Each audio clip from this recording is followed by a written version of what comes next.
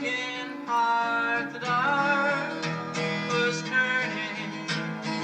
I think Chicago, in a way, was his first gassing and being pushed around and seeing that people could be shot like in an instant. We took the streets of wine. We must give notice to this violent feud.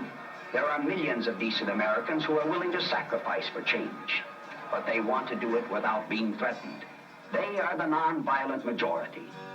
I'll go back to the city where I can be alone. I guess everybody goes through a certain stage of disillusionment, you know, and decides, well, the world is not the sweet and fair place. I always assumed that justice would out. I always thought justice would out. I no longer think that by any stretch. I don't think fairness wins anymore. I was growing every day. My life was once a toy to me. And after Chicago, musically, and I wrote an album about the death of the American called Rehearsals for Retirement, sort of like the death of the liberal American. And there's a poem on the back of the album saying that the American rule was over, the American day was over, and in these last days, these trials and tragedies were, after all, only our rehearsals for retirement.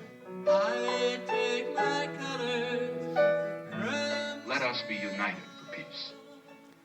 Let us also be united against defeat. Because let us understand, North Vietnam cannot defeat or humiliate the United States.